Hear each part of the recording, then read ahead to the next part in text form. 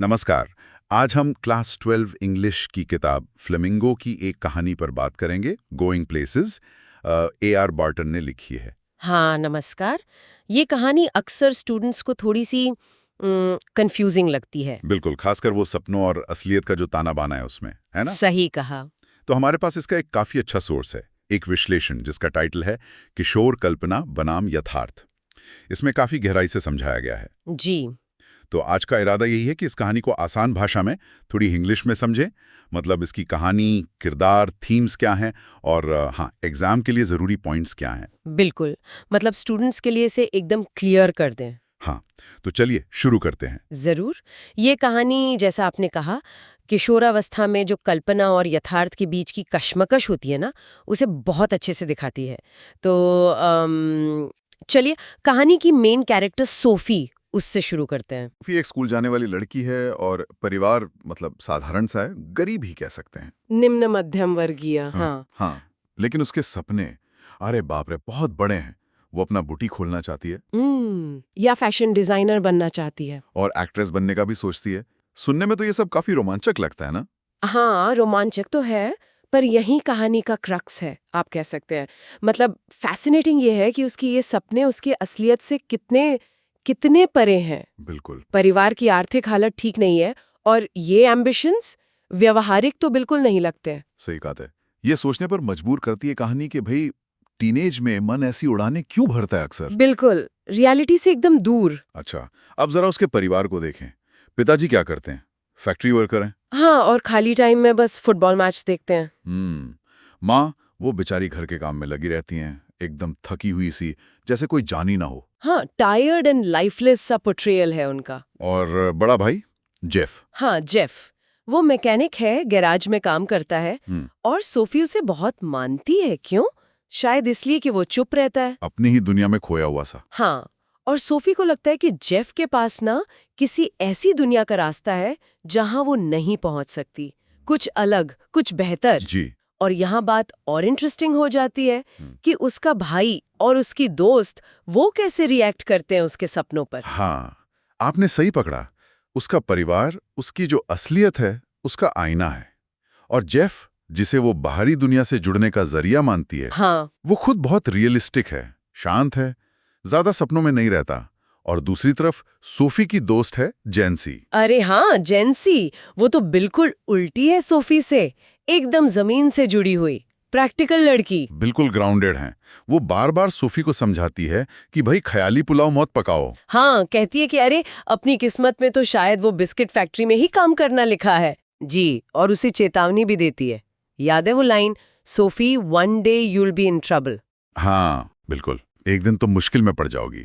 लेकिन सोफी कहाँ मानने वाली है? वो तो अपनी ही एक और बड़ी फैंटेसी में चली जाती है इसके बाद। सही कहा, वो सुनती ही नहीं है। तो अब आती है कहानी की सबसे बड़ी फैंटेसी, डैनी केसी वाली। हाँ, ये तो मतलब कमाल ही है। सोफी अपने भाई जेफ को बताती है कि वो एक मशहूर आयरिश फुटबॉल प्लेयर डैनी केसी से मिली। सोचिए जरा, एक आम लड़की और इतना बड़ा फुटबॉल स्टार। हाँ, और सिर्फ मिली नहीं, दावा करती है कि केसी ने उससे बात की और अगले हफ्ते मिलने का वादा भी किया है, ऑटोग्राफ के लिए। जेफ को शक तो होता है ना, उसे यकीन नहीं आता। हाँ, शक होता है, पर वो ज्यादा कुछ कहता नहीं, चुपचाप सुन लेता है। लेकिन जैंसी, वो तो साफ मना कर देती है। जेंसी तो जानती है सोफी को, उसे पता है ये कहानियां गढ़ लेती है, वो यकीन ही नहीं करती। बिल्कुल। और अगर हम इसे कहानी के बड़े थीम से जोड़ें, तो ये सोफी का जो पलायनवाद है, एस्केपिज्म जिसे कहते हैं, हाँ हाँ। उसका चरम बिंदु है, पीक एस्केपिज्म।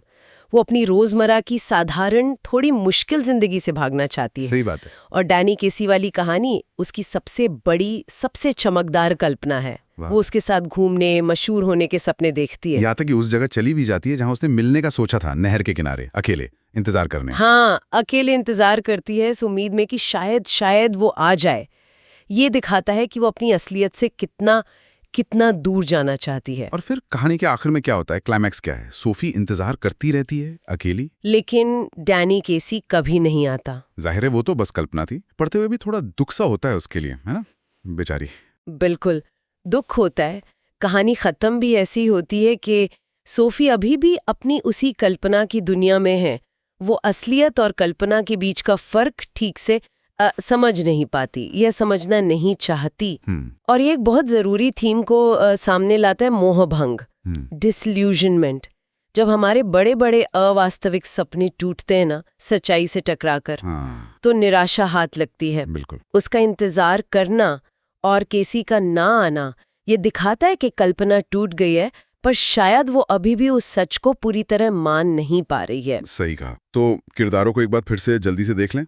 सोफी सपनों में खोई, एम्बिशियस, इमेजिनेटिव पर इम्प्रैक्टिकल। हाँ। जेफ यथार्थवादी, शांत भाई, जिसे सोफी बाहरी दुनिया का दरवाजा समझती है, हालांकि वो खुद साधारण है। और जेंसी समझदार, प्रैक्टिकल दोस्त जो असलियत में जीती है। और डैनी केसी असली फुटबॉलर, पर कहानी में सिर्फ सोफी की कल्पना। तो इन सब का मतलब क्या है?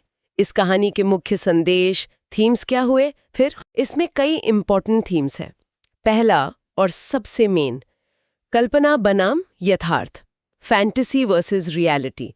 ये तो पूरी कहानी में है। हाँ, ये तो है ही। दूसरा, क्लास और पॉवर्टी, मतलब वर्ग भेद और गरीबी।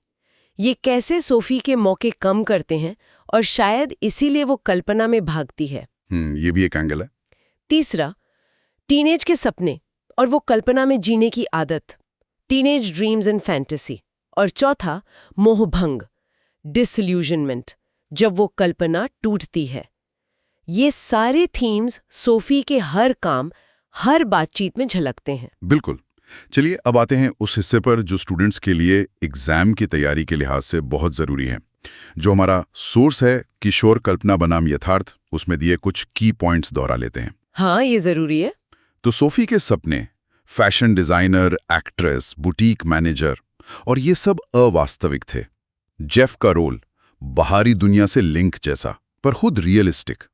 जेंसी की सलाह, प्रैक्टिकल बनो, रियलिटी को मानो। हाँ, और डैनी केसी वाली फैंटेसी वो सोफी के अवास्तविक होने को और एस्केपिज्म को दिखाती है।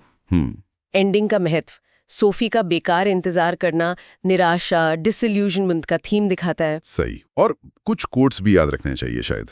हाँ बिल्कुल, जैसे सोफी का वो कहना, I want to have a boutique, ये उसका अनरियलिस्टिक सपना दिखाता है। जेंसी की चेतावनी, Sophie one day will be in trouble, ये जेंसी की प्रैक्टिकल सोच और चिंता दिखाती है। और वो अंत वाली लाइन, हाँ, नैरेटर का कथन करीब करीब अंत में, Sophie knew Danny Casey would not come yet she went on dreaming, मतलब सच जानने के बाद भी सपनों में रहना, ये कहानी का सार है एक तरह से।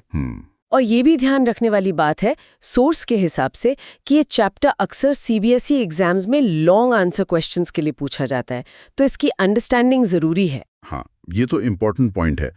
और कुछ सवाल जो अक्सर बन सकते हैं, सोर्स में भी इशारा है, जैसे सोफी के सपने क्या थे, क्या वे रियलिस्टिक थे? तो जवाब होगा नहीं, और क्यों नहीं थे वो बताना होगा। जी। सोफी और जेंसी के कैरेक्टर में कॉन्ट्रास्ट क्या है? एक सपनों की दुनिया, दूसरी असलियत की। हाँ, सोफी अपने भाई जेफ की इतनी तारीफ क्यों करती थी? क्योंकि वो उसे रहस्यमयी लगता था, बाहरी दुनिया से जुड़ा हुआ लगता था। बिल्कुल। और सबसे बड़ा सवाल, कहानी में फैंटेसी वर्सेस रियलिटी के थीम पर चर्चा करें। इसमें सोफी और डैनी कैसी का उदाहरण देना होगा। हाँ, इन पॉइंट्स को समझकर याद रखने से आंसर लिखने में बहुत मदद मिलेगी। जरूर मिलेगी। तो ये थी ए.आर. बार्टन की कहानी गोइंग प्लेसेस पर हमारी चर्चा, जो उस सोर्स किशोर कल्पना बनाम यथार्थ पर आधारित थी।